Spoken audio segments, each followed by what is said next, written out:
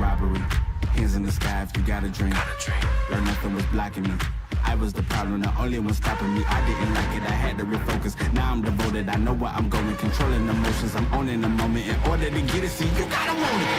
Don't make a living break. Confessions over these 808s. Don't sleep on the key, better stay away. I mean, for heaven's sake, I'ma be the best. Came from the endless lane walk games, bitch with the chest. Beating on my chest, trying to get my rest. Watch me while I flex. Every win is a blessing, and every L is a lesson.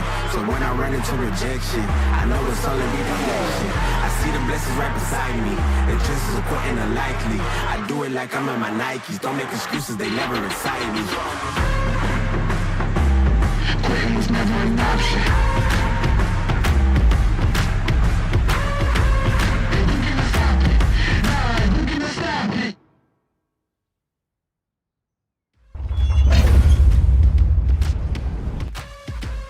Good evening, race fans, and welcome to the Split Second Broadcasting Network for another iteration of the OSRL Premier Series. Tonight, we host the Premier Series racing at an old favorite of this particular crowd, the Circuit Gilles Villeneuve in Montreal, Canada. This circuit's been on the schedule since the series inception, and everybody in this series loves coming back and running this place, guys. It's a fan favorite one, and I think we're gonna see a great show here tonight. Yeah, no, it's great to be back. Sebring was an amazing road course as well, so can't wait to see what the guys bring here at Montreal as well.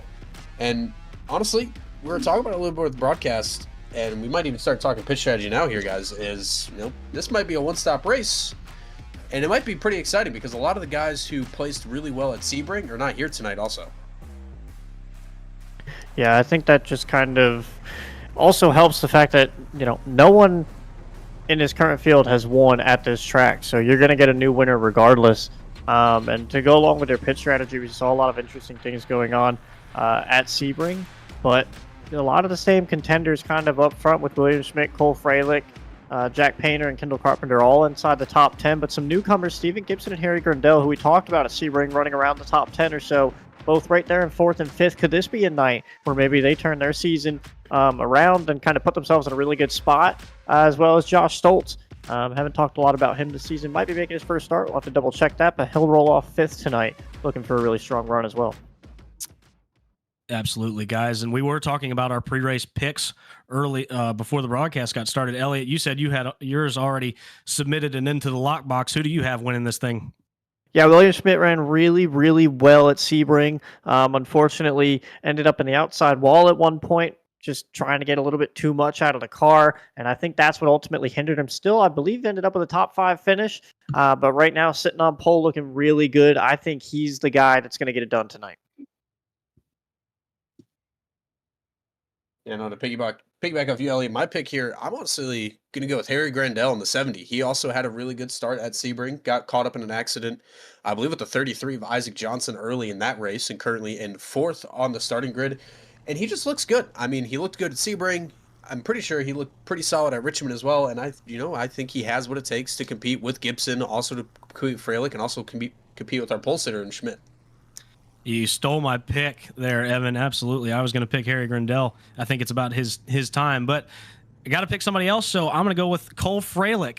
Has been in the shadow of one Kendall Carpenter, it seems like, whenever we've been racing. So I think tonight's a prime night for him to get his breakout win in this series here.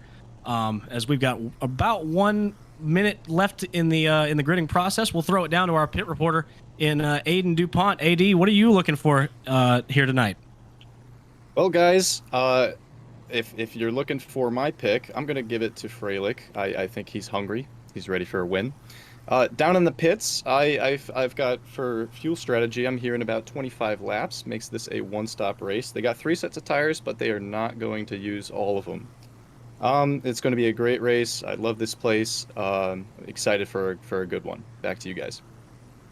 Thanks for that, AD. We'll be coming back to you for all the in-race chatter going on between drivers and race control all night long here. We're just about gridded up here in the OSRL. We do a standing start for the road course races, so this will be a little bit interesting look, a little bit of a different look here to start the race. However, you saw it at Sebring, so it's something not particularly unfamiliar to you guys, but we will get ready and get set here as all the cars are primed. Everybody's turned on down on the grid, and we are set to get ready here as we now await the lights.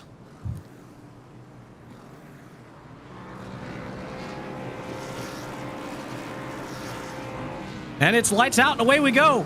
William Schmidt's away, but he's got Cole Freilich, who is already past him, going on down into turn one. Cole Freilich with a great launch. He's going to have the advantage going into one. Already coming out into two, and it's going to be Cole Freilich's lead as they head off into three, Elliot. Yeah, something we didn't really talk about too much, just how hard it is to start in these cars, and William Schmidt saw that firsthand. Obviously, being the leader, couldn't really get it done. Freilich's going to leave. We're going to go through this really tight technical section, turns 2 and 3, followed up by 4, and then 5 and 6 afterwards before you get to the hairpin. This turn right here, or this section right here, is really difficult, and you could overshoot it very easily. They've got a lot of runoff there, a lot of grass off to the side. You'll see guys potentially end up in that grass by accident, and this next turn up here, going to be turn 5, really difficult to get into. You really have to get on the brakes hard. You're going to make a really hard right-hand turn, nearly 90 degrees, and then back the other way left. And right here, you might see a couple guys catch that curb and shoot themselves out to the outside wall here, as now they head off the airpin over to Evan. Yeah, guys, as everything was going down towards the back of the pack, we saw a little bit on the broadcast there. The 38 of Adam Sweet got involved in a little bit of an incident as well, with the 63 of Harry Koloff also got involved. They kind of got into each other a little bit, and some severe right rear damage to that 38 machine. And we got another car around, the 97, Jack Painter. It was a huge stack up there in the hairpin there. Sorry to talk over you, Evan, but yeah, the 97 of Painter there got turned around. I didn't quite get a look at who that was. I believe it was Josh Stoltz, who either got in the back of him or it could have been vice versa. I'm not particularly sure, but heavy contact sent 2 cars spinning there in the hairpin as they rocket back past the wall of champions here to complete lap 1, and they fire off down into turn number 1. So already an action-packed race here, as the leaders have now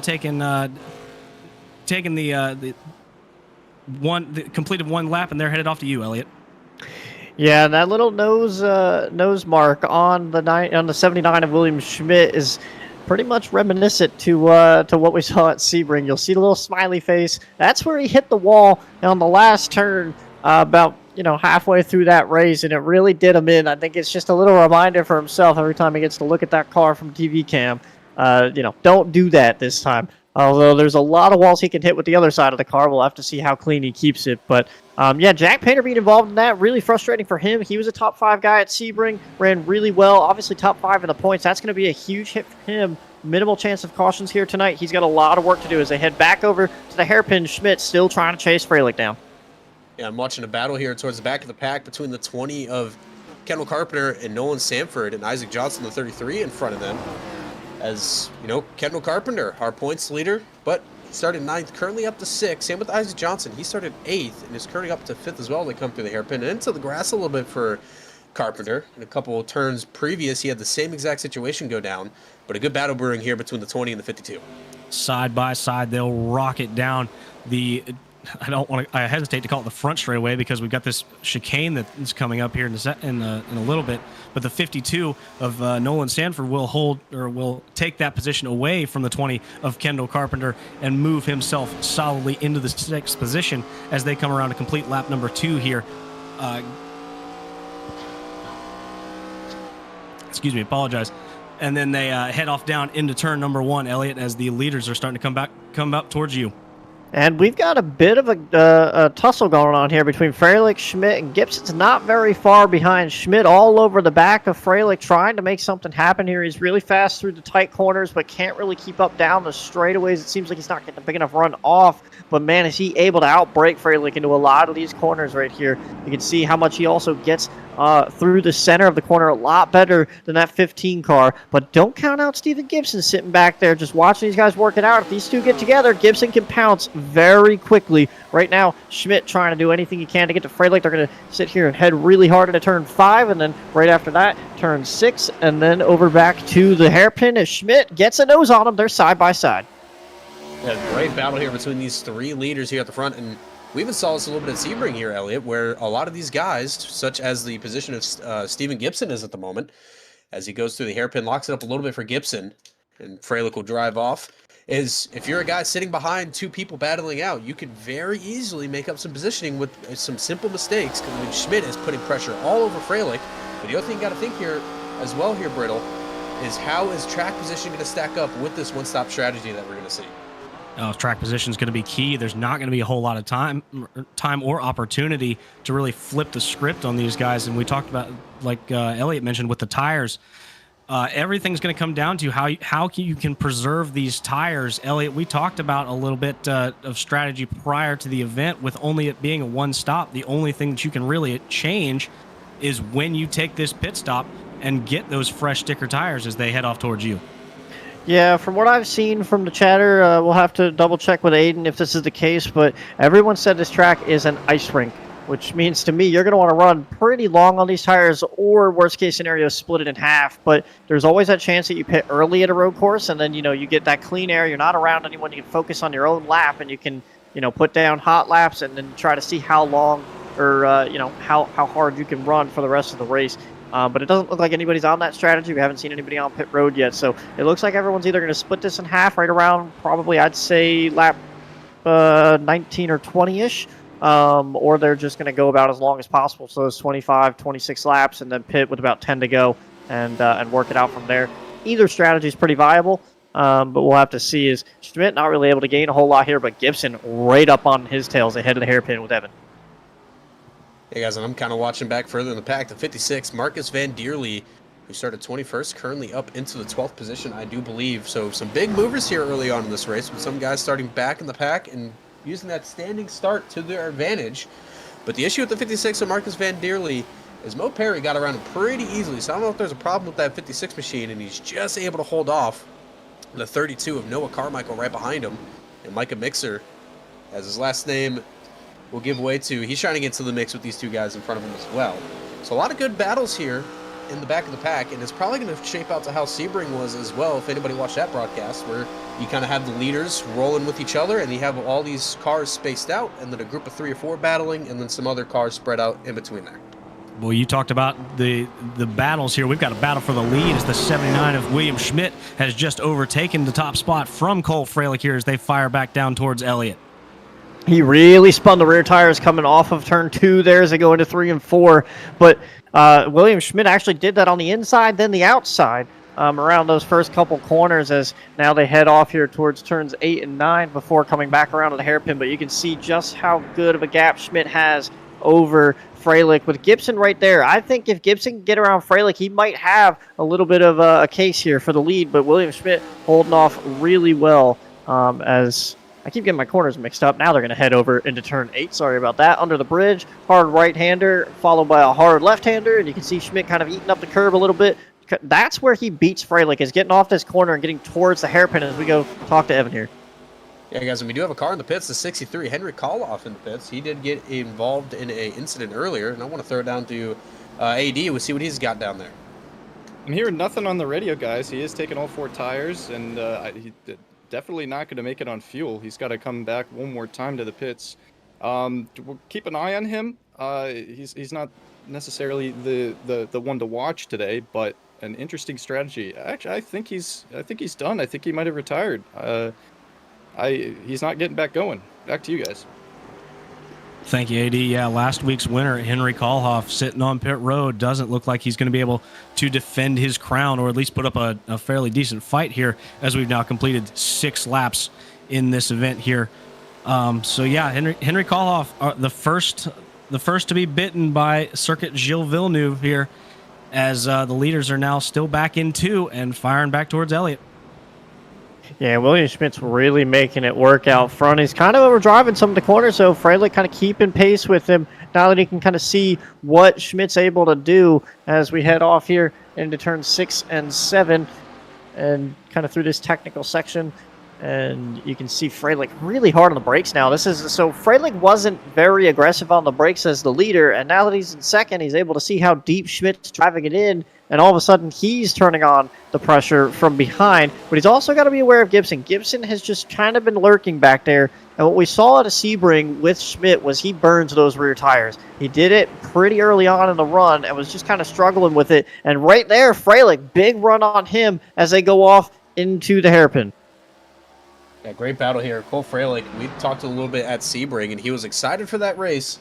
It was very unfortunate for his result. And I mean, he's been a guy that's had absolute speed this entire time, as too wide with the 21 of Gibson with him on his outside as they go through little hairpin and come back towards you, Brittle.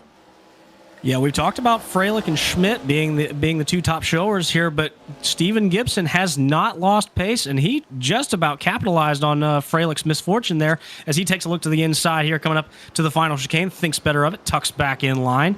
And so, yeah, we've got a real three-car battle up here for the top spot, but don't look too far back there. Harry Grindel has been sticking with this group, who have now put a very solid about 5-6 second gap on the rest of the field. So I believe, guys, your winners, we talked about in the pre-race, your winners probably going to come from this group of four here if Harry Grindel can keep up with these leaders who are absolutely dicing it up. Elliot? Yeah, William Schmidt has been really sending the corners, and it's not helping him on the exit. It's kind of what Freilich was doing as the leader, and now Schmidt falling to that same issue. Freilich not able to get off the corner here, though, in too many sections. Yeah, we talked about Grindel there. He's about 2.5 seconds back, and as these guys all sit under a blanket and kind of battle each other and race off each other, Grindel can just kind of, again, like Gibson's done, kind of bide his time and maybe make his way back up there, conserve a little bit, and not overdrive as they head off here into turn 8. And then into turn 9, you can see, well, Schmidt got in that corner really well, but he really seems to be driving into turn 2 and then really deep into turn 1. Into turn 1 and into turn 3. And that's kind of where Freilich makes up his time as they head off into the hairpin. Yeah, I mean, too, if you are Schmidt, you kind of want to settle it down a little bit because he does have some pace, and we even saw it when he passed Freilich that he could get around him. So I think Schmidt at the moment does have the pace. I think you do need to take care of your tires a little bit more, as you mentioned, Elliot. At Sebring, Schmidt absolutely blazed those rear tires and did not help him at all in the long run. But one group of four that I want to look at here quickly is from 4th all the way to 8th, and that is 6th through 9th. I apologize. With Nolan Sanford, Kendall Carpenter, Josh Schultz, and John Daniels as well, not far behind him. We have a huge lockup with the 52 Nolan Sanford. He goes around. Carpenter goes around him as well. These guys have been absolutely battling throughout these past couple laps. As further ahead, Carpenter gets back around. And I mean, that was bound to happen, as I know Stoltz was absolutely slipping and sliding, trying to keep on the back bumper of that 20 car. And I think that was honestly inevitable there, guys. That 20 car of Kendall Carpenter just turned into a Department of Transportation snowplow there, heading into that final chicane. And unfortunately, the 52 of Nolan Sanford was the snowbank that he cleared out here as we get another replay at it. Just way too hard on the brakes there. Cleans out the 52. We've talked about it in this series prior. These cars have that pointier nose, so it kind of just lifts the cars up.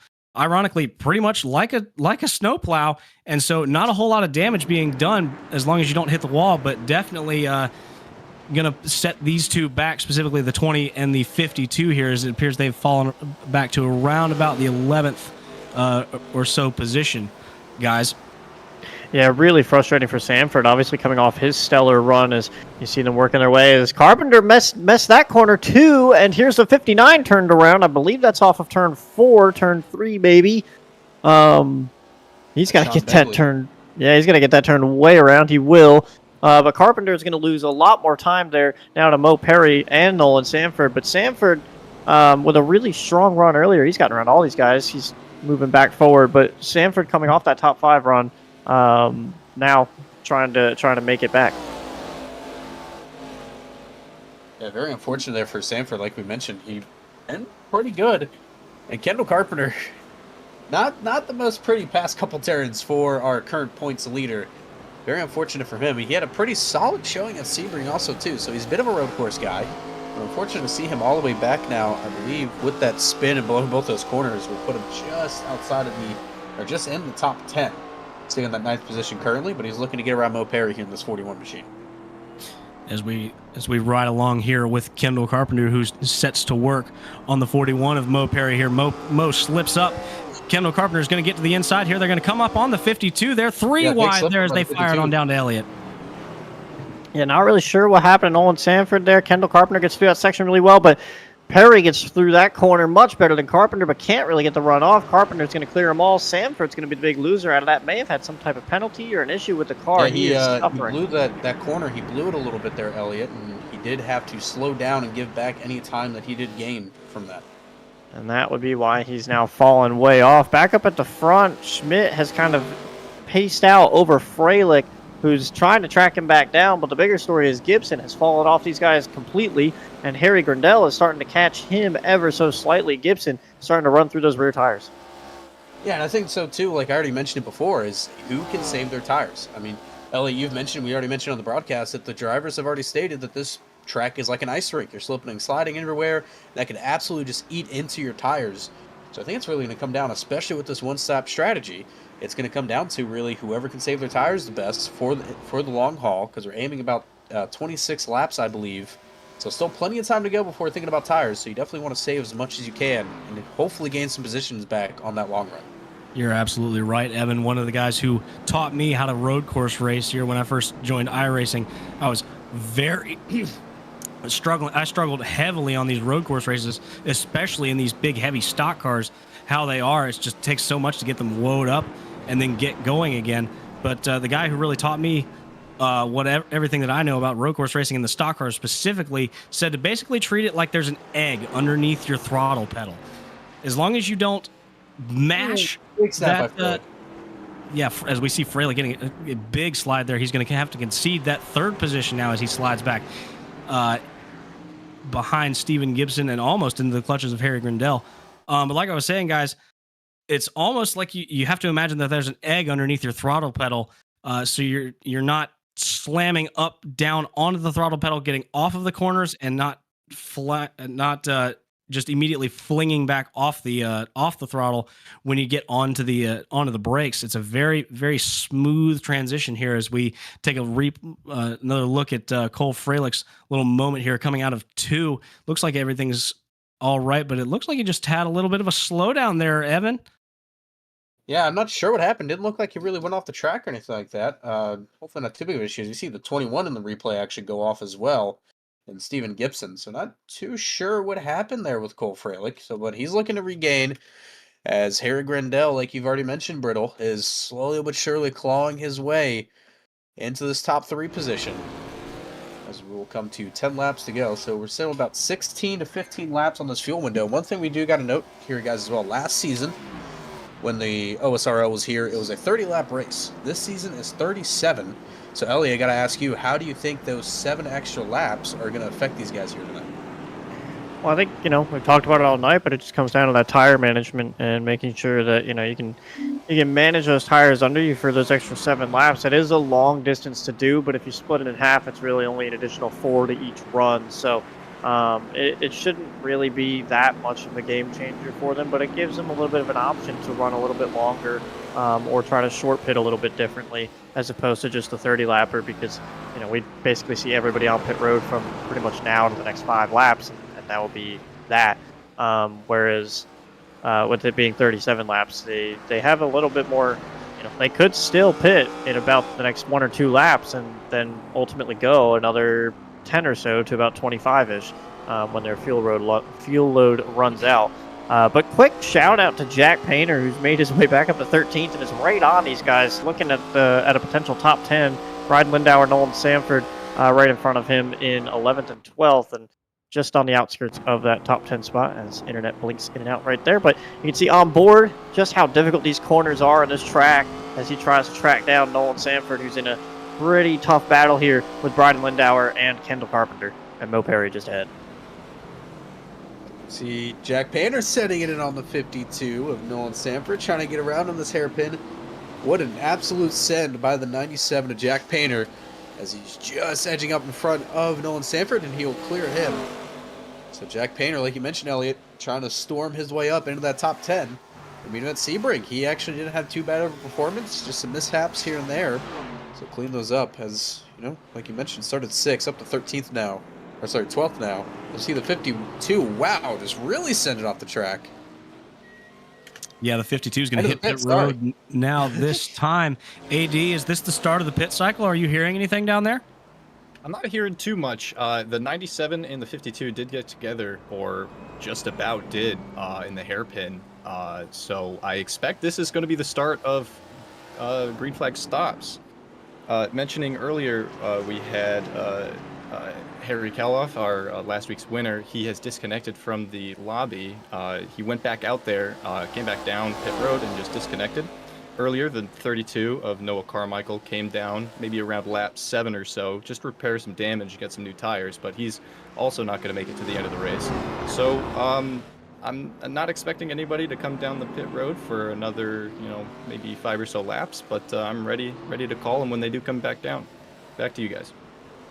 Thanks for that report, AD. William Schmidt has put a gap on this entire field now, and what once was a battle, a 3-car battle for the top spot, has now become a 3-car battle for the number 2 spot here, as Cole Freilich can hold serve over top of Steven Gibson and Harry Grindell, who these guys, we talked about these 3 here. If anyone's going to be able to upset William Schmidt, who has just been absolutely flawless in this race, it's going to come from these 3 here as they go through that final chicane there past the Wall of Champions here, coming around to complete lap number 11 on the event.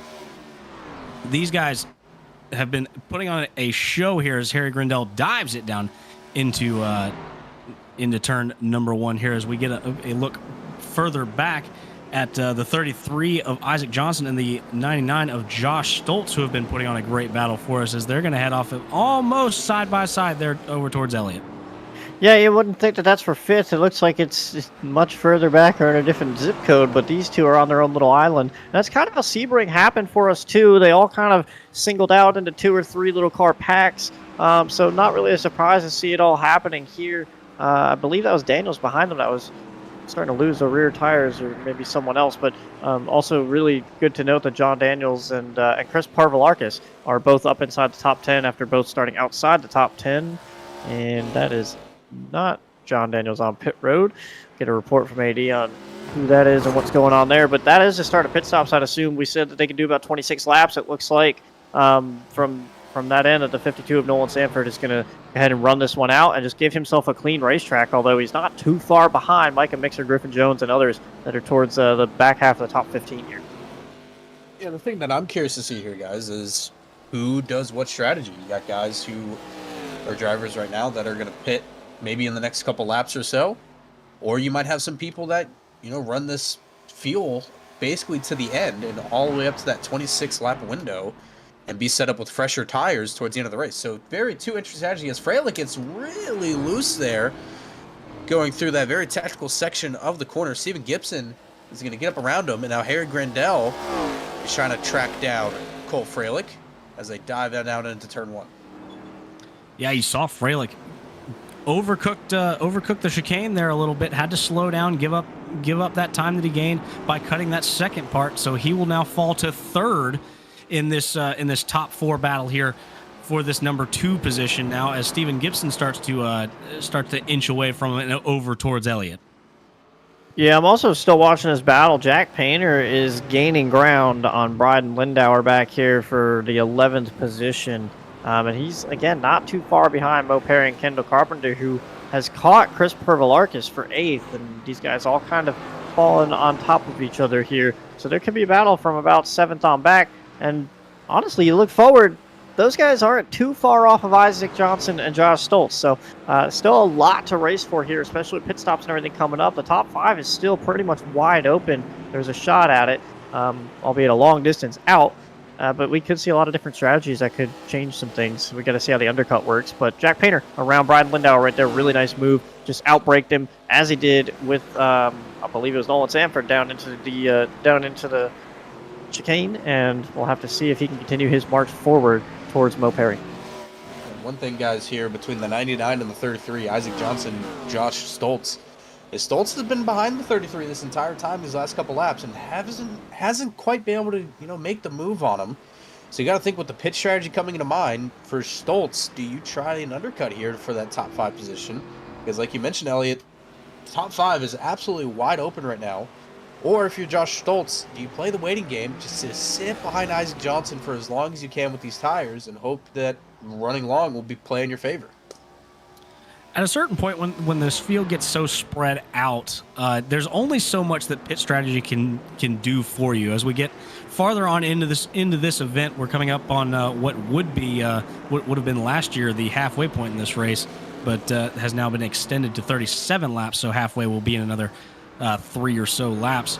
But like I said, pit strategy can only get you so much. So you really start to race the guys immediately around you. So yeah, start to look out for potentially an undercut from Stoltz, or maybe even an overcut, and try and rely on fresher tires later on in the event to try and get around the 33 here of Isaac Johnson, who continues to hold that spot as Josh Stoltz continues to bear down on him as they fly down the back.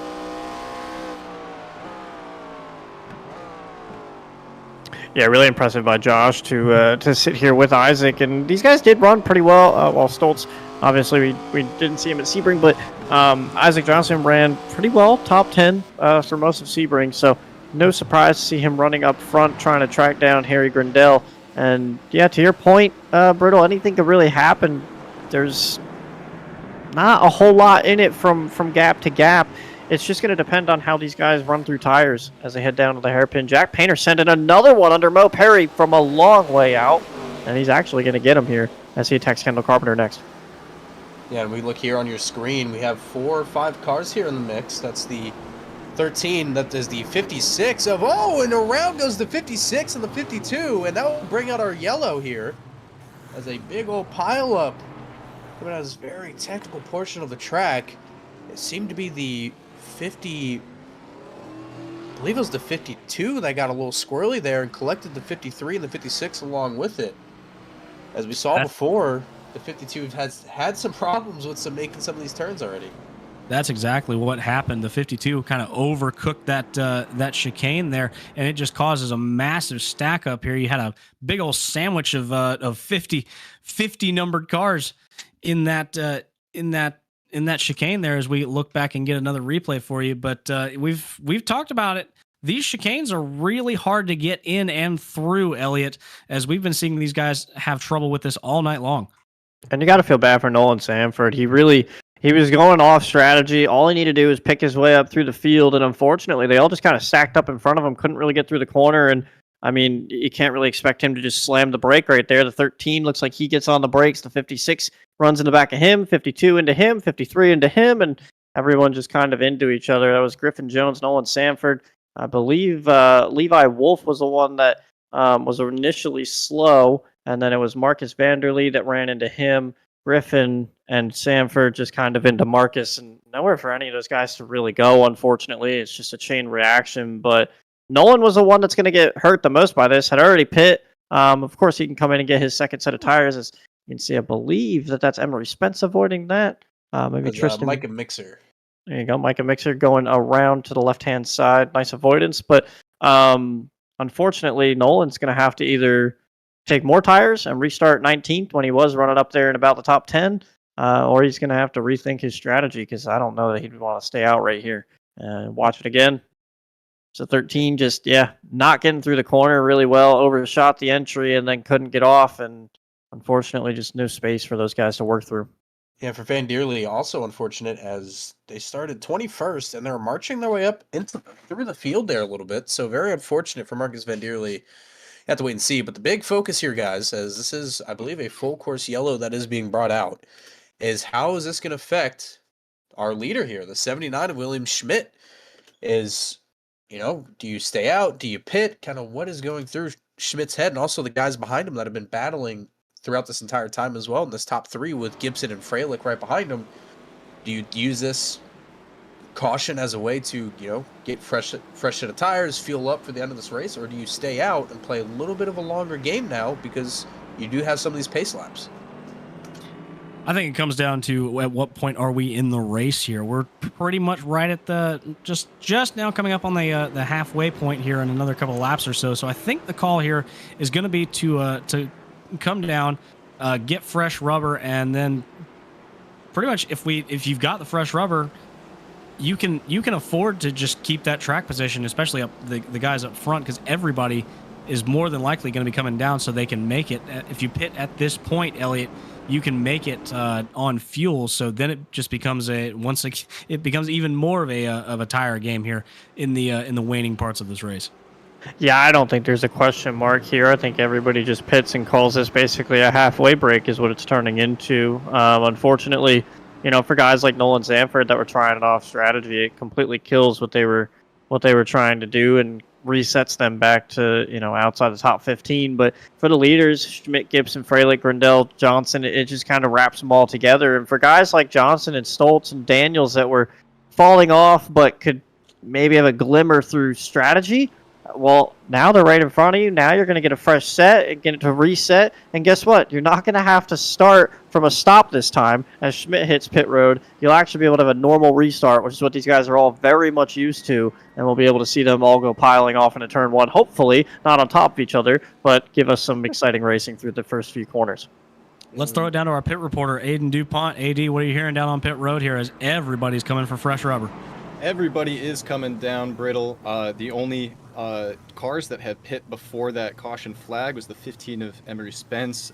They were the last car on the lead lap, and Tristan Baker one lap down to 51. We're going to launch this race off of pit road. Looks like Schmidt's going to take it with Freilich and Grindel. And looks like Gibson falls to 4th place on the race off pit road. Yeah, I was watching there a little bit there, guys. Gibson actually overshot his pit stall just a little bit, just enough. Because we all know how picky iRacing is sometimes with how far up you are in your pit box. And that's exactly what happened to Gibson. He just overshot it ever so slightly and had to put that thing in reverse. And, he's going to lose a good amount of track position of that, as Harry Grindel is the big winner out of the top 4 that we've been talking about.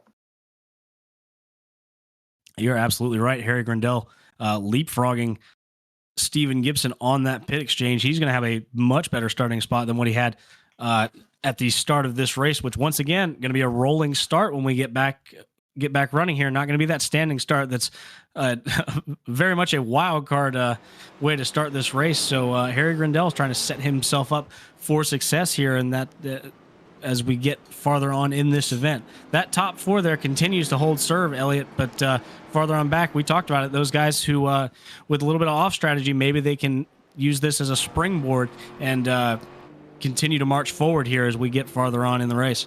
Well, I'll tell you, someone to watch is like a Jack Painter or Kendall Carpenter back there. Guys that either were put up in something that it wasn't their own doing, or they made their own mistake and put themselves back in a position that they weren't originally in. We thought Kendall had a little bit of a faster car. Maybe that's not the case. Maybe he is a 10th place car, running 8th currently. But we know Jack Painter's a lot quicker. Ran really good at Sebring, had a top 5 car all night, and found himself in a little bit of trouble here. Started 6th and immediately fell back outside the top 10 and had to work his way up from about 15th or 16th is I think where he resettled in the pack. And now he's going to restart in 10th with everybody right in front of him on fresh tires with everybody else. And it'll be interesting to see, he's been very aggressive under braking compared to a lot of the guys he's around. Hopefully it doesn't get him in any trouble, but we'll have to see how aggressive he continues to be and if he uses that to continue to move up through the field, as we may or may not get the one to go here. Hoping we do. They're trying to say to not shorten the caution, as I believe some guys towards the back have a little bit of damage to repair after a few of the incidents, but we'll see what the pace car does this time. Yeah, too. It takes a hot second to get around this racetrack, especially if you're farther back in that pack. But the 2 guys that I'm going to say here to look out for on this restart is that 99, that yellow machine of Josh Stoltz, who is going to be right behind Steve Gibson and to the outside of the 33 of Isaac Johnson, who's been fighting all night. And also the 02 of John Daniels. Daniels started 13th, currently up into 7th. He's going to have Kendall Carpenter to his outside eventually here when we go green. But if you're Daniels or if you're Stoltz, you kind of want to be on your toes here a little bit, because you never know what's going to happen on these restarts at a road course. But also, too, don't want to be too careful because if anything happens out front, you want to be able to capitalize it. And I think these two guys are set up very nicely to capitalize on anything if anything goes down in front. We say it all the time on the ovals, cautions breed cautions. Well, here on road courses here, the caution flag isn't too keen to fly normally, so I think it's safe to say that cautions can breed wrecks. Instead, we saw it on the opening start there, where a couple guys got turned around after being stacked up on one another, just in this close quarters racing. And this restart being too wide, they're going to fire down into that very hard left-hand turn there. It's going to lend itself to some hard braking and could see some contact here as we're getting set as they head back towards Aiden one final time here before taking the green. It's going to be very interesting, this restart, because like you mentioned, Hunter, cautions breed cautions. I was guilty of it. Made a not-so-choice pit call strategy on Dover for those that watch the GLR series here on Split Second. Should have pitted. Didn't, spun it on the restart, and destroyed about 6 cars in the process. But neither here nor there. These guys are on fresher rubber, but you still have to worry about that wheel spin a little bit, and some of these guys maybe not having such of a good jump here off the start, especially if you're further back in this pack. The stack-ups can very easily happen. So that's another thing you kind of have to keep on your toes, especially, if you're an Isaac Johnson or John Daniels or Stoltz or even Kendall Carpenter, who's looking, fight back here in the top 5. Quick note before we go green really quick. Kendall Carpenter comes in here with a 17-point lead, 42 points over Jack Painter, and 51 points over Sanford Schmidt. The odd man out's 59 points behind. This could be a big shakeup with these guys resetting and restarting here. If Kendall Carpenter gets involved in something, it could shake up the top 2. But don't forget, with Schmidt leading the race right now, it could put him in a prime position moving on past tonight to potentially look at a championship later on. You are absolutely right, Elliot. That points battle is something very important to keep an eye on here as these guys get re-racked and restacked. They're headed through the final chicane right now. This little restart area, no pace car here, can be a little bit quirky when you get going through here, but these guys continue to stay packed together. And now we see the William Schmidt machine, the 79, shoots away. He's going to have easily a 3-4 car length gap here on Cole Freilich as they dive off into turn number 1. Freilich bombing it down on the inside, not going to get there. Schmidt solidly holds that top spot. They're going to go 2 by 2 back behind them. The 27 of, or the 21 of Gibson, the 70 of Harry Grindell. They'll sort that out for the 3rd and 4th spot. But back behind them, it's a mad flurry for the 5th spot on back, Elliot. We wondered how fast Gibson is as they're all over the grass, all over each other there. That's Mo Perry in the 41, getting a little sideways. There's Nolan Sanford still back there trying to gain spots back after being reset back here. But we talked about Gibson and his pace, and he tried it there. He wanted to get around Freilich. Unfortunately, no doing. And now he sits there in 3rd watching these guys potentially drive away. But remember, this is exactly how it started for him. He watched them drive out to a nice big lead, and as soon as they started racing, he drove them back down. Can he do it again? As now we've got a lot of battles going on right around 10th place. Here's Nolan Sanford again trying to make up ground. Yeah, guys, and like I mentioned, the 99, Josh Stoltz, the absolute winner there of that restart, was able to pass about 3 cars and now up in the top 5 position. I'm currently sitting 4th right behind Steven Gibson. Like I said, you got an absolute beautiful restart. One guy that kind of struggled a little bit is as he goes off the track, the 02, Josh Daniels, as he's going to lose a whole lot of position as we see another car get kind of squirrely. Chris Pervalarkis gets into the back of the 43 of Brandon Lindauer. A little bit tossing and turning here through the hairpin. I mean, that hairpin, when you're so bunched up together, it can breed stuff like that where you get into each other and have some contact. But again, the 99 big winner there is the 02 Josh Daniels absolutely sends it in here in the chicane past the 49. Boy, look at that 02 car grabbing all the air there, gets 2 wheels all the way up in the air as he goes through the final chicane. We've got cars more around in the back there. That's the 59 of Sean Begley, the 53 of Griffin Jones as well. Those guys turn around here. Unfortunately, not going to get this opening lap of the restart here through cleanly here as we'll take a look farther back at it. And we talked about that hairpin back on the other end of the racetrack, and then this final chicane here coming up to the Wall of Champions. It's really tough to get these cars woed down here as we see the 59 just cooks it in there and the 53 is all ready around. There's not really much you can do, especially after grabbing a little bit of that curb, Elliot, as everybody fires back off down the back straightaway towards you. Man, Isaac Johnson is under attack. Kendall Carpenter's right there. Harry Grindell. Jack Painter got really loose he attacked Harry Grindell the last time by. Got really loose coming out of the corner. They're bouncing off each other. These guys all under a blanket. Isaac is under attack, and what I'm noticing is some of these guys might be on auto shift. They might just be missing gears. Kendall Carpenter missing gear off the corner last time, and it gave Jack Painter a shot. Look at Kendall Carpenter drive it into the hairpin. I'm going to go back to Evan and not try to steal his thunder, but they are 3 wide coming out of the hairpin now. I was about to say, we 3 wide. Somebody goes around. Harry Grindell. Unfortunate as he just sits in the middle of the track. Everybody's scattering around him. A close call there from the 0-2 Josh Daniels with the 70 machine. Very unfortunate. Harry Grindell running in the top 4 this entire evening and got up to 3rd place at one point because of the pit strategy. Now he's gonna lose so much time. We're gonna have to take a look at that. Not sure exactly what happened to the 70 machine there. It was a classic case of just 3 cars running out of room here. When you come off of this hairpin, they were 3 wide already going through the entire hairpin. Could come off it still in that 3 wide formation, and the 20 and the 70 just straight up ran out of real estate from each other when they took this slight left-hander. And yeah, that's unfortunately Harry Grindell is going to be the loser in that, as he will go around. You talked about it, Evan. He was having such a great night and got shuffled back on this restart, and it's all gone downhill for the token Brit in this event as we get farther on. Yeah, Kendall Carpenter. Sorry, Elliot. They're going to drop down to 18th for Harry Grindell. Kendall Carpenter has been really aggressive under braking, and that's exactly what that was. He got to the outside. Isaac was still on the inside. This battle's not really over. Jack Painter was the one that actually lucked out the most out of this. He's up to 6th. We talked about him getting really sideways with Harry Grindell. Unfortunately, it's not going to work out for Grindell. Grindell looked like he was going to potentially have a top 5 out of tonight as Jack Painter drives it off into the hairpin really tight, trying to track down Isaac Johnson for this top 5, and he's going to get there, but that is Kendall Carpenter has been very aggressive under the brakes, and it's really exciting to watch. Yeah, no, I mean, of course, too, he has Jack Painter right in front of him as well. So it's kind of like, if you're Kendall Carpenter, it's like you mentioned, LA, as we have some more contact. I believe the 5, that being Micah Mixer, also getting involved with an incident there.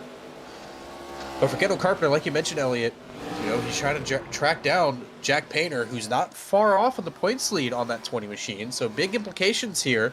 As sure, if Jack Painter finishes in front of him, it will have some big implications, but we do have a yellow again that will come out. We've got a full course caution on the racetrack. I got caught up looking at that stack up there in the hairpin. I'm not entirely sure what the caution is for, unless it was in fact for that.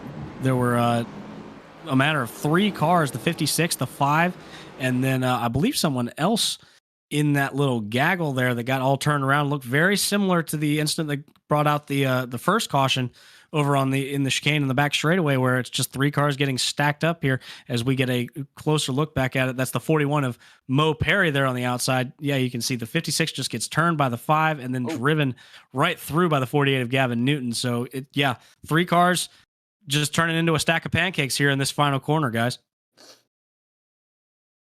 It looks like they're throwing yellows for basically 3 car incidents. Isaac Johnson off pit road there, or off the grass. They're trying to catch the pace car, which has proved to be a difficult task when these yellows come out. But it looks like they're just throwing yellows for 3+ car incidents, which that was the second one that we've had today. So all fair and good. But you got to wonder, you're William Schmidt. You're like, man, can we just get through this? I had a 2.5-second lead. I was driving away. They're getting smaller in my mirror. I just want to get going.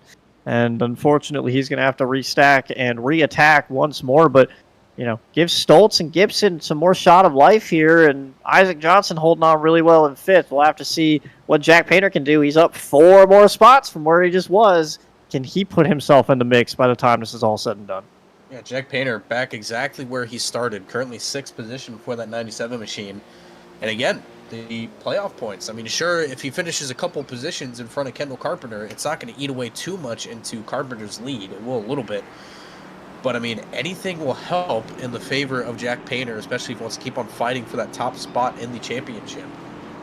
But again, on this restart, whenever we come back to it and stack up, look out for that 99 machine, because he absolutely had a blazer of a restart there on the end of that first caution. So I'll be able to look out for him, possibly to get around Gibson, possibly even around Freilich when we get all stacked back up. You are absolutely right, Evan. The 99 of Josh Stoltz looked like he was shot out of a cannon on that last restart. I will be very interested to see how he performs on this one. Elliot, we've got a very interesting question here, and I kind of want to throw it to AD down on pit road to see if he's heard anything. But we ran about 6 laps on those tires. Does anyone come down and elect to get some fresh rubber here and hope that we don't get another yellow, and they'll be set up to run all the way to the end there with 6-7 lap fresher tires? AD, you hear anything? Just from the cars that were involved in that wreck, Nolan Sanford, I've been hearing that he's coming down to pit road. It's going to be a question of track position. If anybody thinks that they can get up through the field on fresh rubber, then they'll come down. I really don't expect anybody to. It's really tough to work through this field. A lot of skilled drivers, a lot of skill disparity in the field. So to make your way through, it's going to be very tough. One thing that I just wanted to mention is that the 15 of Cole Freilich has gotten multiple slowdown penalties for going off track this race. He was on the radio talking with admin saying he thinks it's a little egregious, but watch out for him. Hopefully he shapes up and keeps the car on the track and no more 3-second slowdowns. Back to you guys. Thanks for that report, AD. Yeah, definitely something to mention here. I'm not entirely sure if there's an incident limit counter. Somebody's gonna have to check the rule book for me to see if there will be a potential penalty here, as the field starts to bear down on pit road, and we might soon have an answer to that question, Elliot. Who elects to come down and take fresh rubber? And apparently, it's everybody. I was going to say I don't expect anybody from the top 10 to hit pit road, but I was wrong, and they're all going to pit. That is the difference with the fact that they do have 3 sets of tires here. They do have the opportunity to do it. So we'll see them all hit pit road. I don't believe the guys staying out on the left-hand side there on the lead lap. We'll have to double check, but right now everybody hitting pit road, probably 4 tires and fuel, and head back out and get it going again.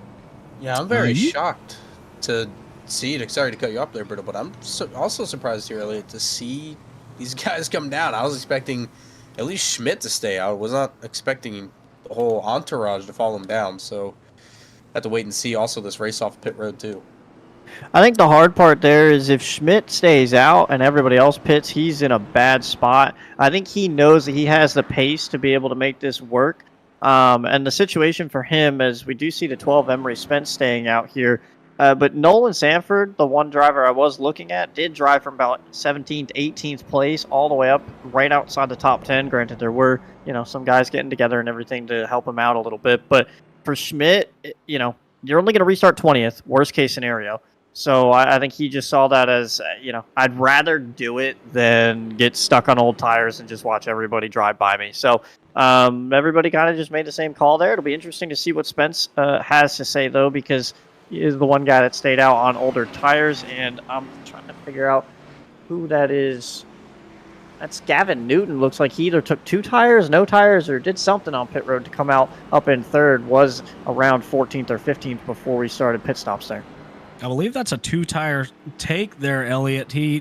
I'm looking at the pit time. He only had a 6.9 second stop, so that tells me that that's a 2-tire decision there to vault himself into that top 5 conversation there. Gavin been running roundabout back in the mid-teens in this one, so we'll have to keep an eye on how that 48 car will handle racing with the top dogs here, who have been putting on an absolute clinic here tonight in this one. So Gavin Newton on the move here with pit strategy.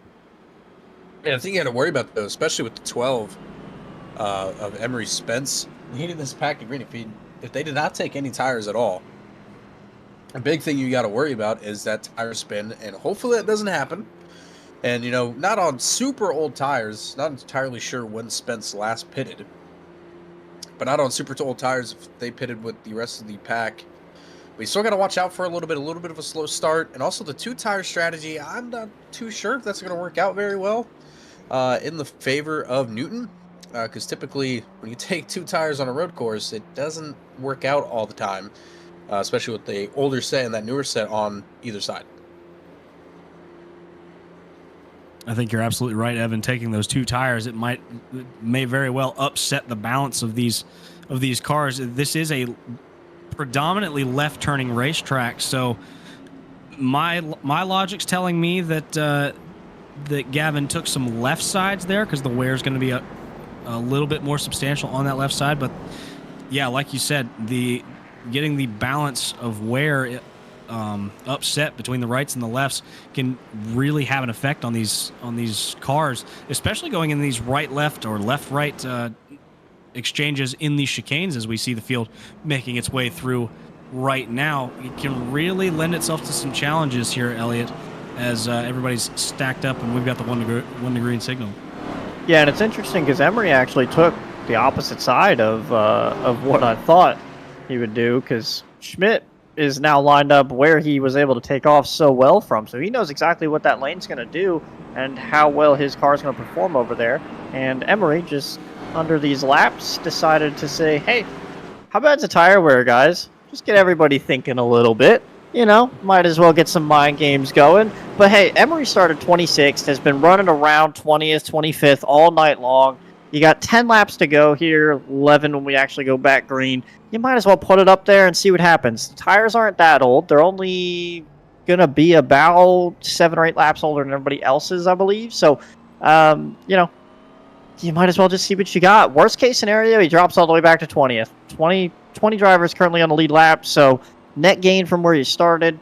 I don't exactly know where Emery was running before all this, probably about 15th or so could still be a net loss, but give it a shot. I don't hate it. Him and Gavin Newton. You might as well try something different and see what happens. I think for Gavin Newton, started this race in 20th, currently up in the top 5 now in that 4th position. Excuse me.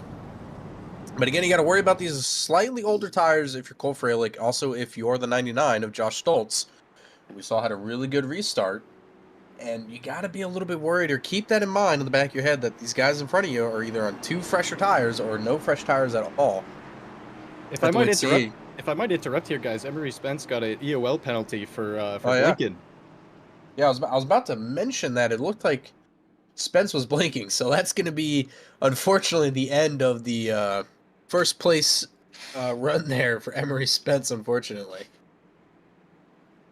Yeah, you can't go through there with some questionable internet connection there. Having all the cars stacked up back behind you and all near you can definitely affect that connection here as we get ready to go into this final chicane to get this restart. So race control taking no chances, going to send that 12 right to the back of the pack here, and we will get this show started once again with William Schmidt and Cole Freilich.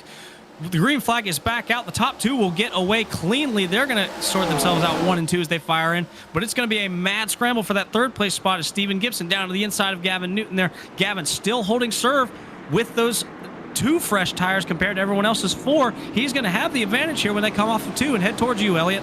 Some lockup, but Isaac Johnson did not get off the corner very well. Jack Painter going to gain another few spots out of this, trying to get to the 99 of Stoltz. Him and, the 48, Gavin Newton is around. I didn't catch that exactly when it happened, and he's going to try to get back through the grass. Unfortunately, that basically takes the 2 guys that were trying strategy and throws them right out. And Jack Painter and Isaac Johnson get together.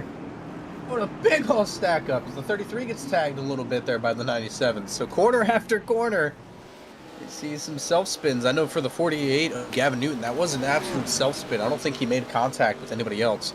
Have to wait to see if we can get the replay of that. As even the 21 of Steven Gibson struggling a little bit to keep up behind Cole Freilich. But an absolute battle here between the 56 car and kind of towards here the back of this pack. These are running really, really close here. The 41 Mo Perry also in the mix, and a bunch of other cars as well as they cycle through the hairpin. As Micah Mixer looking around the outside of John Daniels. They're going to come back down the front straightaway here. We've had what a sideways effort to keep that thing going in the right direction is Marcus Vanderlei there. We were looking at his his passenger side doors there. He was so sideways trying to keep it off of the O2 of John Daniels there, but they'll get it all right and fire down the front straightaway towards this final chicane in the Wall of Champions. A crazy opening lap in this one that saw at least 6 cars with quite a few big names in this race get taken out, they're going to have a heck of a fight to get back up towards the front of this pack here with less than 10 laps to go, Elliot. Yeah, Jack Painter is going to be kicking himself for that one. That's the second time that's kind of happened to him in this race, and has sent him now way further back than where he was initially. And on just an unfortunate run for him. And Steven Gibson is just really driving the wheels off this thing, but it's not getting there. He has been sliding all over the place trying to get back to Cole Freilich, and it's not working for him right now. We'll have to see if he can keep that going and keep the grip in the tires. He's really good under braking, really good through the middle of the corner, but every time he tries to get really hard on that throttle, it slips out on him as he's just trying to work really hard in that car to get up to Cole Freilich. Jack Painter is actually disconnected, so he is done for the night. Unfortunate run for him. Looked like he was going to salvage it, turn into a top 5. Freilich now attacking William Schmidt for the lead in the hairpin. Very unfortunate for Jack Painter. Of course, was running up pretty good there towards the end of the race, and just those self-inflicted wounds can come back and bite you, especially on a road course. You can lose just so much time. So heartbreaking there for Jack Painter. Unfortunate to see, especially with how close the points race is between him and Kendall Carpenter for that top spot. But if you're Kendall Carpenter, kind of a sigh of relief a little bit, as you don't have to worry about your major contender. But, I mean, you still got to worry about William Schmidt winning this race and a few other guys running up here in the front. As Carpenter currently sitting back in 5th and trying to track down the 99 of Josh Stoltz. Yeah, all the action that Kendall Carpenter's been in tonight, he's still managed to keep it right in there in that top 5 conversation, as he's going to try and capitalize on an error by Josh Stoltz going into turn 1. Going to be right on his back bumper as they head back towards Elliott. But it's been a surprisingly clean points night so far for our championship points leader here after being involved in quite a few different incidences tonight, Elliott. And you just saw Nolan Sanford, insult to injury, drove all the way up to the top 10 again, was running 7th, and unfortunately some contact with Chris Pervalarkis will send him back outside the top 15. Really frustrating night for Nolan Sanford, and I thought he was going to be able to come back and actually get a top 5 out of this as well, but him and Jack Painter just absolutely no luck tonight. Couldn't really get anything out of it. But yeah, Kendall Carpenter has been right there, keeping it nice and tight, right on the back of the 99, looking at a 4th place finish here if he can get there, and just kind of biding his time, making it work as his championship competitor Cole Freilich runs 2nd, still trying to track down William Schmidt. These guys all over each other coming out of the hairpin. Look further back here in the pack here, guys. The 52 of Sanford trying to track down the 56 of Van Deerly as they go through the hairpin. Also Michael Mixer and John Daniels in the mix there. In here just outside of that top 5, I believe. So they're trying to track each other down. 4 cars, once again, like I've been saying all night, throw a blanket almost over all of them as winding stages of this race approach. And for a lot of these guys, it is go time. You gotta go. Like we're seeing Steven Gibson absolutely overdriving some corners, trying to get around Cole Freilich. I think if you're further back in this pack, you got to do the same thing and just absolutely just start sending it in some of these corners. But of course, do it smartly. Yeah, definitely don't want to throw anything away here as the leaders race off of turn number 2. Getting down the 12 down to the wall coming out of the last corner there, Brittle. No, big hit for the 12 there.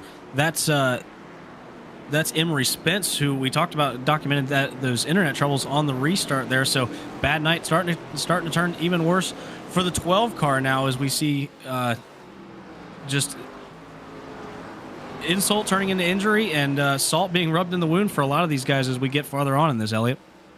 Yeah, Freilich struggling all of a sudden. He was all over the back of William Schmidt. Not sure if he had another slowdown, missed a gear or what, but now Gibson under attacking Freilich for that 2nd spot. I really thought Gibson might have something for William Schmidt, but unfortunately just can't seem to get around this 15 car and go attack the 79. All 3 of these guys have really distanced themselves from the 99 and 20 battle that's still raging, but they're about 5 seconds up on them, and they've got about a 5-second gap back to about 6th and 7th with Pervalarkis. And we haven't talked about him, but Brian Lindauer has made his way from 15th up to 7th. And just a shout out to him, Mo Perry, Levi Wolf, Micah Mixer. Those were all the guys running about 15th on back. They're all right here inside the top 10, just outside, or just at the end of it. Levi Wolf has driven from 18th to 9th. Really impressive run by these guys, Evan.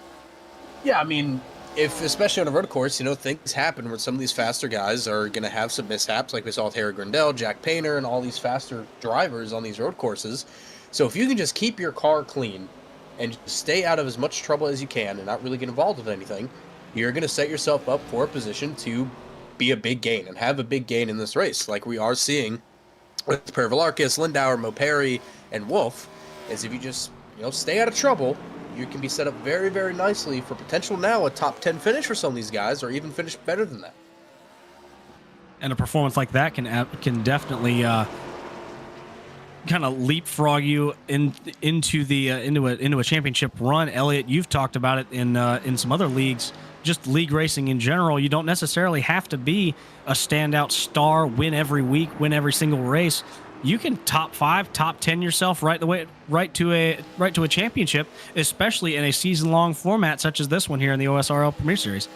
Yeah, I mean, it's why, the format to NASCAR has changed so much over the years and is trying to go towards the winning ways to put more emphasis on it. But I think when you've got guys like Cole Fralick and Kendall Carpenter who are both sitting here 2nd and 5th and already have wins in the bank and everything, it's going to be very hard for other guys to do it, especially, Jack Painter going to finish 22nd tonight.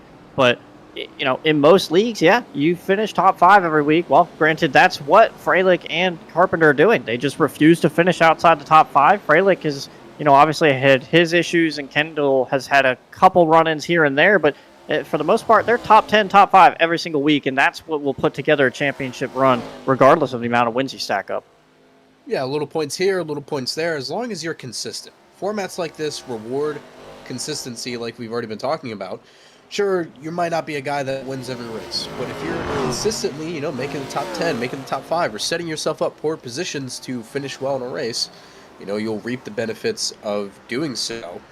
But going back on track here a little bit, as they come down the front stretch, I want to take a look at Brandon Lindauer, as we've already been talking about him a little bit, as he's trying to run down Chris Pervalarkis for that 6th spot, as they've been kind of almost all over the bumper of the 43 on that 49, and even Mo Perry in that 41 machine is looking to capitalize on these two battling it out.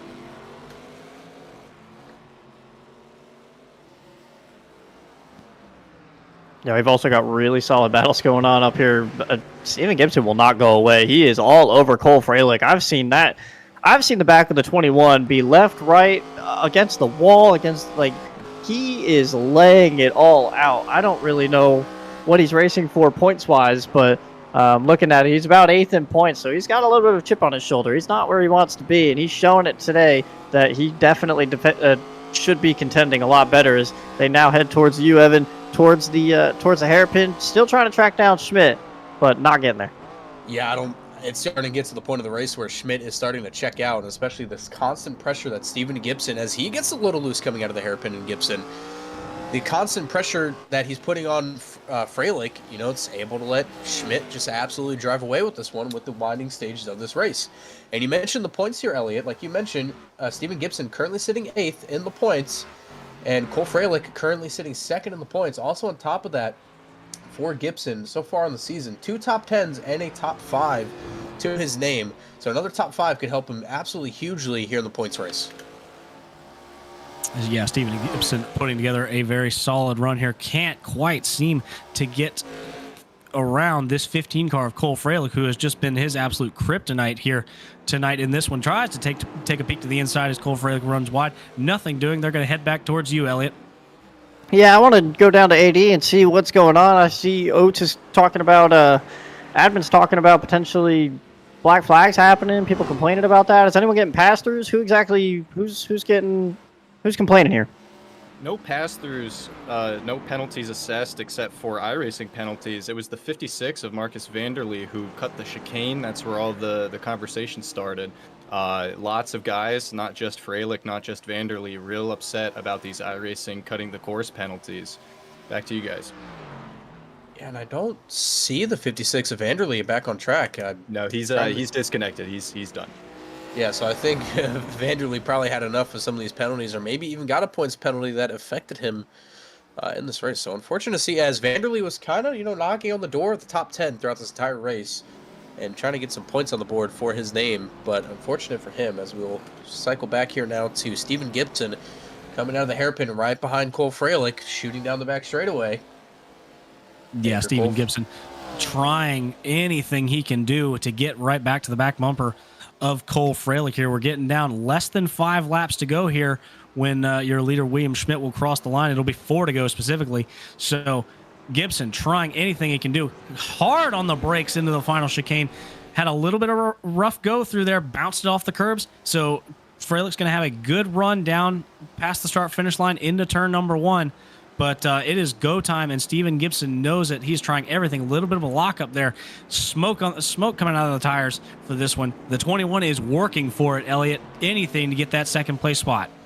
I don't know. It might just be the fact that he's in a Corolla. It's a bit of an oddball scheme here with what Gibson's in, but he is not afraid of these curbs, man. You can see him eat another one there. He is just eating up these curbs, and I've seen it to where it really shakes up the car, but in other cases, it actually really helps him get through a corner. He's been doing it in turn 1 a lot, getting to turn 2, and it shapes him up and straightens him out going towards turn 2 and gives him a little bit of throttle time, and he uses that to eat up a little bit of time over the 15, but he's been really good through the second half section of this track.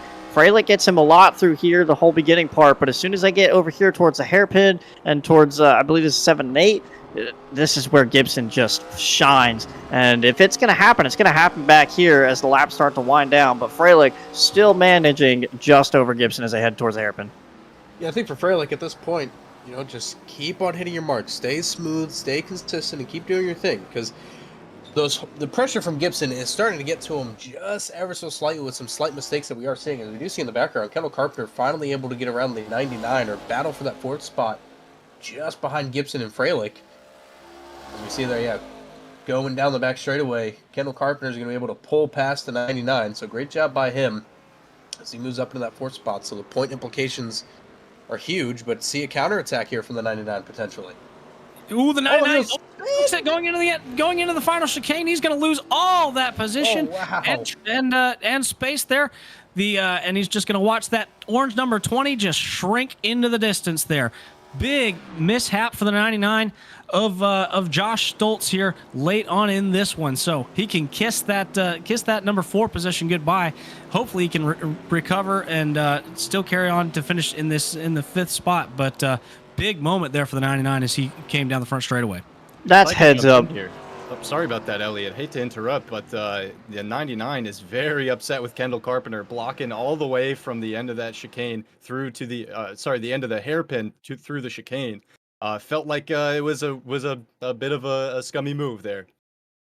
It's heads up racing by Stoltzos. We're going to go ahead and grab a replay of it to not just run the 20 out going into that final chicane. He knows what the 20 is racing for, and Stoltz obviously not making a full-time run at this season. So just a really solid run, and knows he's still top 5, has about a 10-second gap back to Chris Pervalarkis. But you could see he's going to try to get in the corner really hard, and unfortunately the 20 just kind of, I wouldn't say he's blocking. He's definitely sitting out towards the outside. He didn't really do a whole lot from my point of view, at least. But the 99 can obviously, he's going to see it differently, and he's a little frustrated. But did all he could to stay off the 20, and you got to respect him for that, because he could have easily cleaned Kendall out there and been frustrated by it, but stayed off of him, gave him both room, sucked it up. Now he's going to run 5th. You got to think about it, too. It's defensive racing. Again, when you're on an oval, you drive defensively a lot differently compared to a road course. On road courses, it's all about where you position your car. If you have a car coming around on your inside, going through those chicanes, you want to position yourself on that outside portion and kind of drive it in just a little more shallow to kind of stop any run from a guy maybe sending it in a little bit deep or trying to beat you on the brakes, essentially. So it just comes down to really just car position on that one. I really didn't see anything dirty there from Kendall Carpenter. I'm sure he probably didn't mean to do anything as well, because Kendall Carpenter tries to race as cleanly as he can. So I just think it was some really good defense there from the 20. I think you're right, guys. Let's take a look back for this battle here. We are at the 2 to go mark this time. I don't think anybody's catching William Schmidt in the 79. He has absolutely checked out from this one, but the battle is on for that second place spot, just like it's been all pretty much since the drop of the green flag again from that restart. Cole Freilich continues to hold serve, but Steven Gibson not going away. If there is any time to try anything, it's right now. He's right on the back bumper of him as they head towards Aiden here, coming out of the chicane. As they head towards Evan, I apologize. Yeah, great battle here this entire time between Gibson and Freilich. But like you mentioned, Brittle, Does Gibson, bring out the elbows a little bit, send it a little bit deeper into the corner, try to rattle Freilic's cage a little bit, try to get around him? I mean, you got to be careful with those things, especially you don't want to ruin somebody's race, especially somebody who's fighting for a championship. But at the same time, for your own benefit and move up in the point structure, sometimes you got to bring out the elbows a little bit.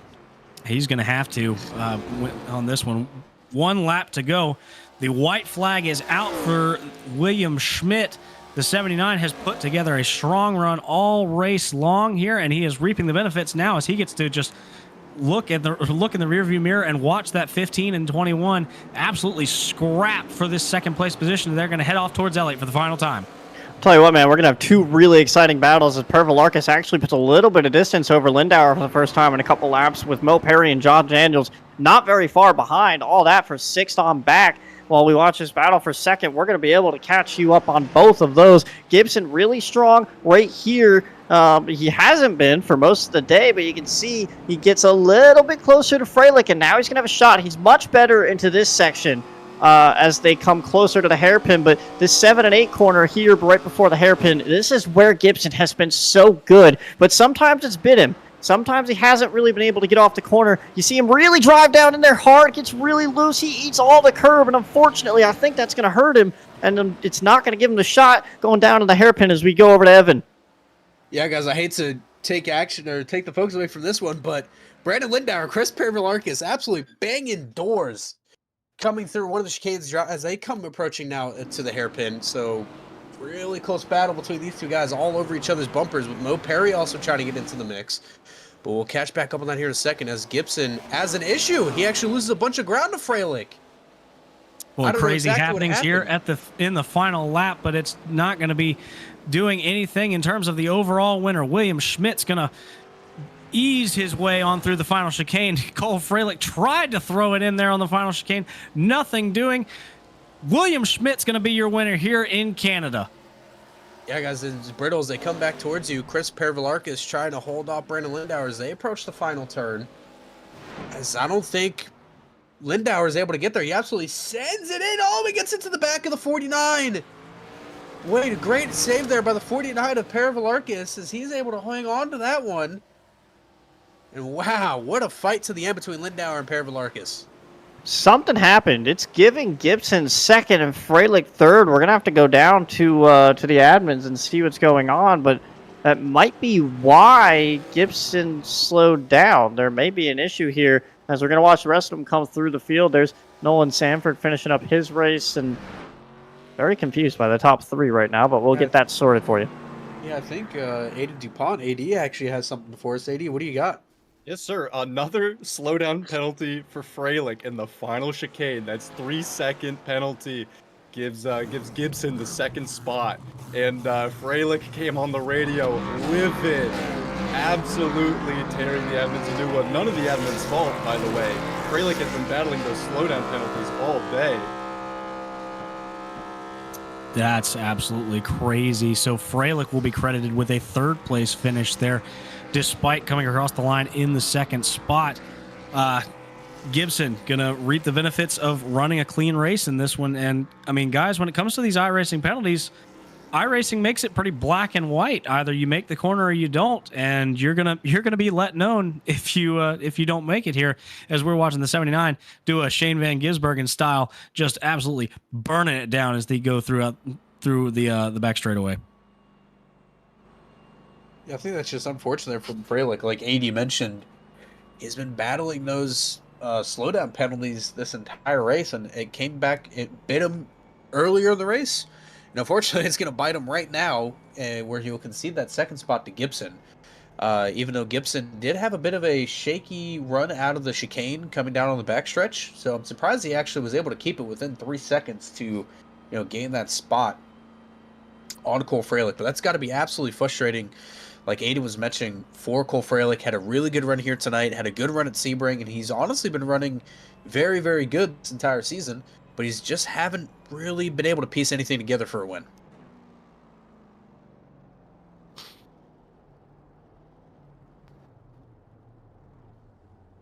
As we watch your top finishers make their way slowly around this racetrack to get back towards the towards the start finish line here. Elliot, your thoughts on what transpired on that last lap there between Freilich and Gibson there. They were battling hard the entire time. What do you make of Freilich's penalty? Well, I can see his frustration. He's sitting here trying to battle for a championship in a situation where, anyone that's battled for a championship, especially with someone as good as Kendall Carpenter, that every point matters because you're as good as the guy that you're competing against. You don't have any type of advantage. So, you guys are literally fighting tooth and nail for every single spot. And Freilich's maybe gotten lucky in some cases where Carpenter doesn't get the run that he needed, and Carpenter's gotten lucky at least once where Freilich was basically put in a situation and gotten an accident and everything. So these guys are, it's going to be a dogfight all the way through the rest of the season. There's only 17 points in it, a little bit less now, maybe 15 as they work past this race and move on. So for Freilich, yeah, it's frustrating, but at the end of the day, all he needed to do was make that corner. So I get it, but you know what you're racing for, and all you needed to do was just make it through the corner. You're not going to catch Schmidt, and you're not going to give up any more time to Gibson because he's already behind you. You did it. You were gone. He messed up the hairpin. So I get Freilich's frustration, but man, it's hindsight's 20/20 in that section. You just got to get through that last chicane and not overdrive it. And I don't know if he meant to or what happened, but he missed the last corner, and it gave him just enough of a penalty to finish all of 2/10 behind Steven Gibson. Yeah, guys, I don't want to take a look here. Frustrating for Freilich once again, but I want to take a look at these four drivers. They ran a really clean race. Started a little bit towards the middle of the pack. And we're absolutely able to piece some stuff together to get some top 10 finishes, and that being Chris Pervalarkis, Brandon Lindauer, Mo Perry in 8th, and then John Daniels in 9th. All those guys started 12th, 15th, 11th, and 13th. So outside of the top 10 originally, and we're able to piece together a really nice race. They kept it clean for the most part. We saw a very good battle between Lindauer and Pervalarkis there at the end, but Pervalarkis was able to hold off that 43 machine. And, good for them to get more points on the board and get some more top 10 finishes for them this evening. And we are now going to bring in your third place finisher in this event, Cole Freilich. Cole, take us through the events of that last lap there. We heard you. We saw the penalty get issued. Unfortunately, you're on the bad end of that. What's going through your mind there as you come across the start finish line? Racing's awful about that because I don't get anything I could have done differently there and not lost that spot because I stopped. I was dragging the brake all the way through that turn to give the time back, and it still pinged me with 2 seconds. So, in my opinion, that should have been cleared by the admins. We used to have a rule in this series where something like that could be cleared, and I don't think I should have lost second off of that. I think that's terrible. Gibson could have at least waited for me or something. I mean, I know I'm a little bit fired up and probably just whining and bitching, but, to run all freaking race and get screwed over by the dang off-track system multiple times because it's just absolutely awful because you have to use curbs here. The track's too narrow, and I don't know, man. I'm happy Schmitty won, but I'm just frustrated as hell because it should not be like that. We should be able to just run on the curb and if you miss a curb and you stop or slow down, it should be fine. I don't know. Lots of frustration coming out of Cole Freilich. Yeah, man, you're gonna have that on those with the black and white incident system on these. But yeah, unfortunately, you are absolutely right though. You do have to use a lot of curb in this one. So with a sketchy scan, a sketchy instance system to get that, a lot of times we saw a lot of people, including yourself, get bit all night long with those. So yeah, really, really unfortunate. We'll have to go back with the admins and look and see what we can do going forward. But the rest of the run, I want to shift to a little more positive note. The rest of the run was a pretty positive night for you. Pretty much didn't leave the top 3 all night long. Are you consider yourself a road course ace? Because you sure look like it out there. Well, when Nate and the private label guys show up, I guess I am. But yeah, I mean, it was an all right night. I truthfully didn't even want to race here to begin with after last season. So going from 21st to 3rd, I guess, is not too bad comparing the seasons there. But I don't know. It's just this race cost me the title last season. Cost me any chance at the title probably last season, but this year it worked out for me. So I think we gained a little bit on Carpenter. I should be within about 5 heading into the off week here. So not too bad. I just got to keep this momentum rolling, not make stupid mistakes like that. Yeah, man, we talked about it in the broadcast. That's really what it comes down to is a consistent run. You can really top 5, top 10 your way to a championship. You don't necessarily have to win every single race. If you can just stay consistent, you can absolutely stay in that championship fight. You talked about the off week coming up here, but after that, we've got Dover coming up. How are you feeling about that one going back to the ovals? Dover, I like the concrete tracks. I like tracks with a lot of rough surfaces, so I think I'll probably perform pretty well there.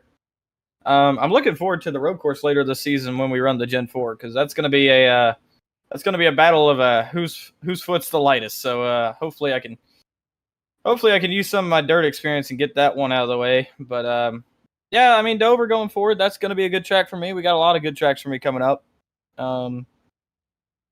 Excuse me.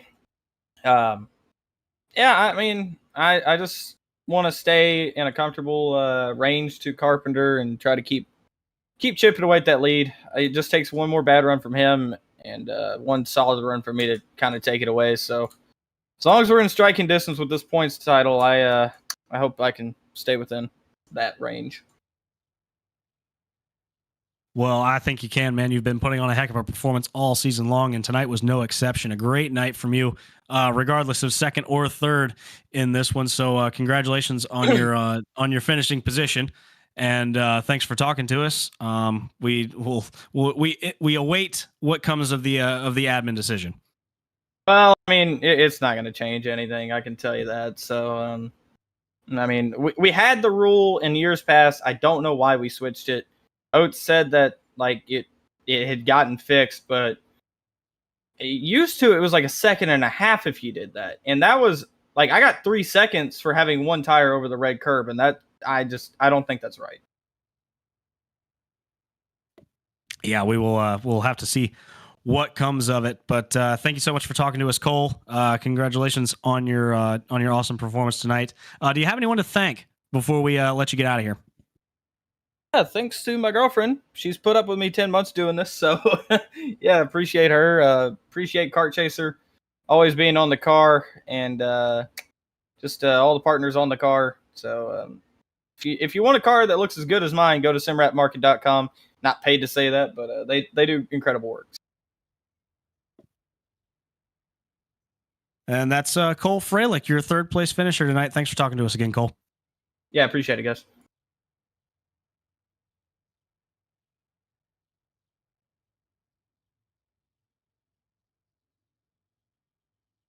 And last up, we have winner William Schmidt. William, I had you pegged to win this race, and you did not disappoint.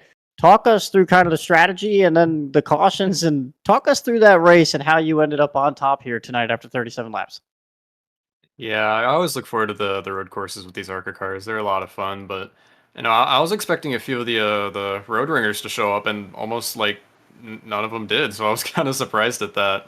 So yeah, I mean, I knew that it was going to be between Cole and I for after our qualifying results, and I blew the start. I spun the tires, and he got a really good launch. So I knew like as long as I could just kind of trail behind him, I'd save my tires pretty well, and inevitably he'd make a mistake. But yeah, and that's what happened. I took advantage of that, took the lead, and honestly just kind of never really looked back. But those cautions though were a pretty big pain, just because like I was getting in a rhythm, the caution would keep coming out, so I'd have to like reset mentally and all that. But yeah, it was a ton of fun out there, and I was going a little bit easier on the tires for those final couple laps because I know like when the tires start to wear, for some reason the brakes just fade really, really bad. So I wanted to keep the car clean, and that's what we did. And I figure I'll ask just because I know people saw the paint scheme and we know what happened at Sebring, but do you want to go ahead and talk about your little front bumper there with the smiley face?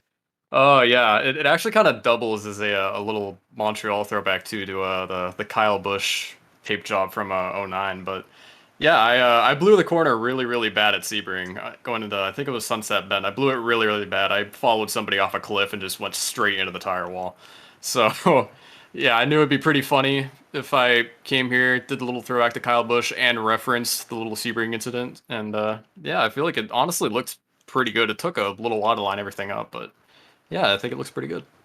It looks fantastic, and Jeff's doing a great job of making sure it's shown throughout this broadcast as well. So great to see you bounce back and get some redemption for Sebring. We were really distraught over that and caught watching that firsthand. But looking forward to these next few races, you've got something set up here with Dover, Bristol, Vegas, Rockingham, and this next little stint. How you feeling? Looking forward to all that with the points battle and everything going on. Yeah, I originally started the season off part-time. I'm trying to show up to as many races as I can now because now I know I'm actually in title contention. So I kind of want to reduce that part-time status, but then again, there might be a race or two or a few that I might end up missing just because of something else I have to do. But yeah, I mean, I definitely want to show up to as many of these as possible.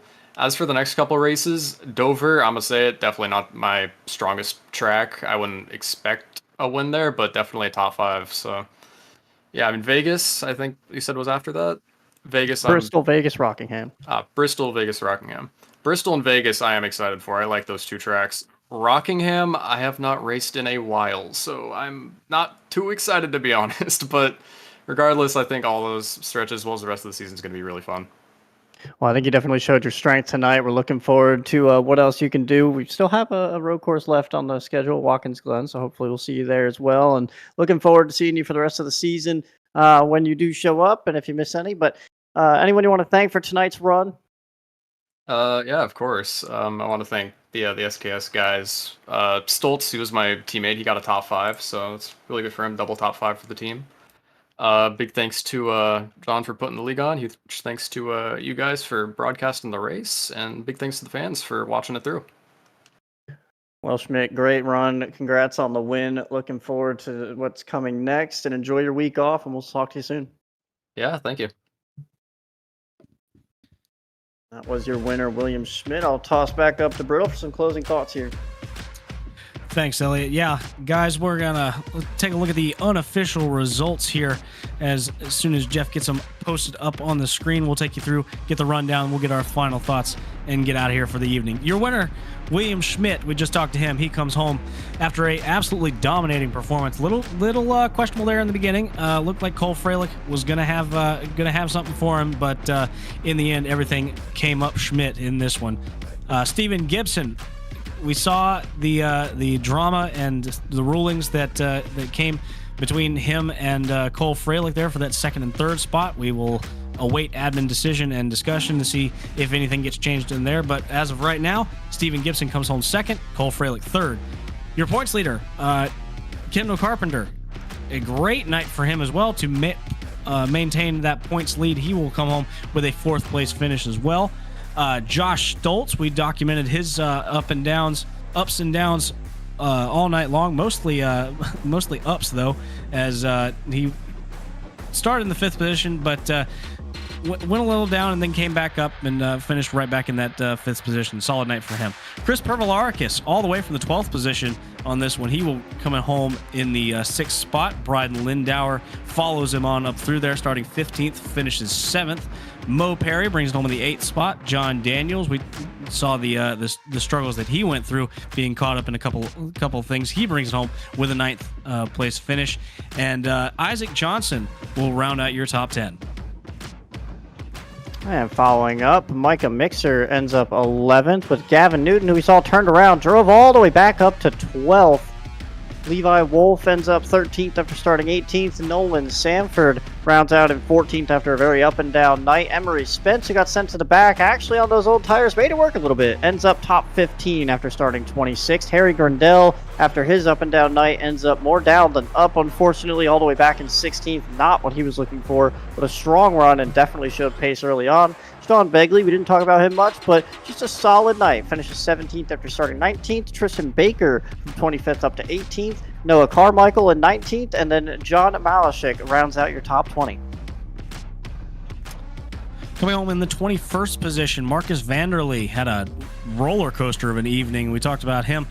Started 21st, comes home 21st.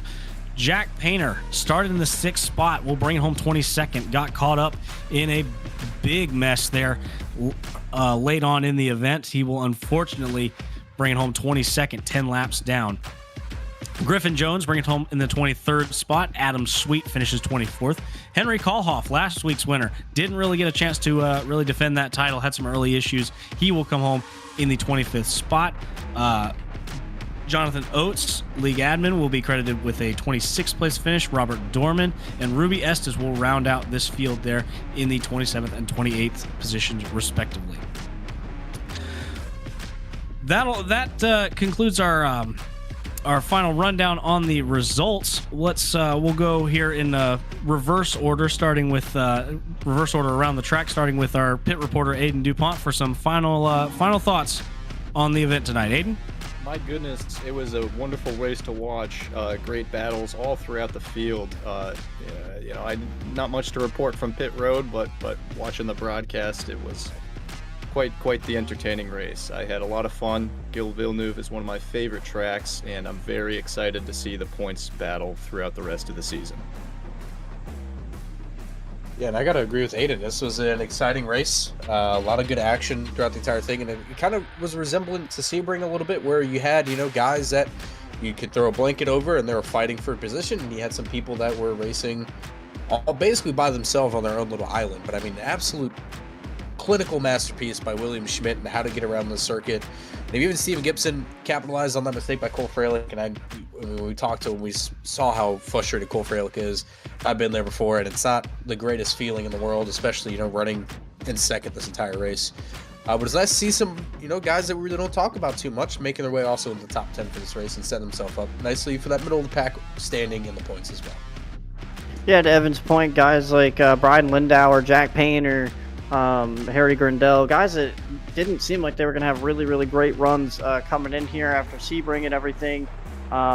Jack Painter, maybe a little bit different story, but they ran really well and maybe didn't have the finishes they wanted, or in Bryden's case, a nice top 10 will get it done. But just really interesting strategies on different parts, and watching these guys come and go throughout the runs, watching the tire wear and how these guys handle it, seeing guys pit twice out of everything, the cautions.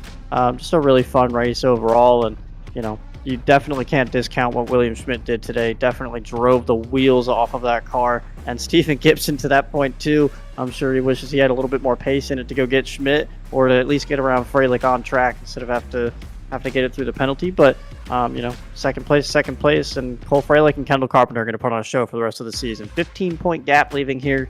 I know Cole wants it closer to about 5 or 10 points. But anything can happen, and we talked about more road courses, super speedways, and a lot of different 1.5 milers, short tracks. Anything can really happen in these cars. We've seen guys wreck from random positions all over the place. So really looking forward to what's to come. Great points, everyone, all around. Really, you're absolutely right. A great night of racing here in Montreal. One point I wanted to make specifically was that save the leader, there were really, that I saw, nobody really checked out and was just on an island by themselves. You always had at least a pair of cars, if not 3 or 4, that were on top of each other, providing great racing action and clean action at that, except for the occasional, chicane blow. But, you're going to have those at a circuit like this. So great night of action all night long in this one. OSRL Premier Series puts on a stellar performance, a stellar on-track product for us to broadcast to you guys and everyone back home. That'll just about wrap it up here from all of us at Split Second Broadcasting. I've been Hunter Brittle alongside Elliot Henderson. Evan Snyder joined us tonight for radio style broadcast in the turns, and Aiden DuPont on pit road. Jeff Johnson running the cameras back behind the scenes. We hope you've enjoyed this broadcast. Thank you so much for watching. We'll see you back in 2 weeks when we cover Dover. Thank you and good night.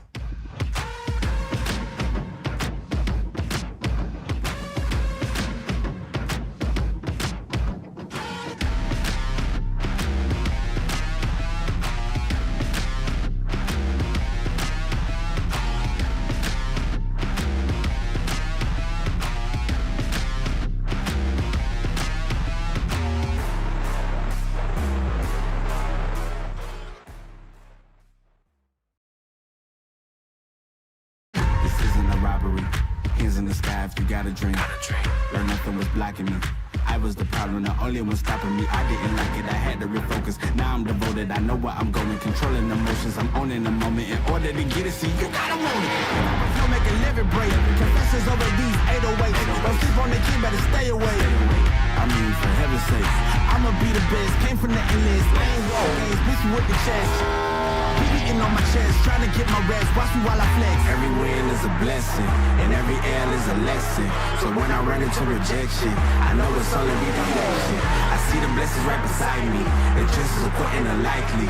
I do it like I'm in my Nikes. Don't make excuses, they never excite me. Quitting was never an option.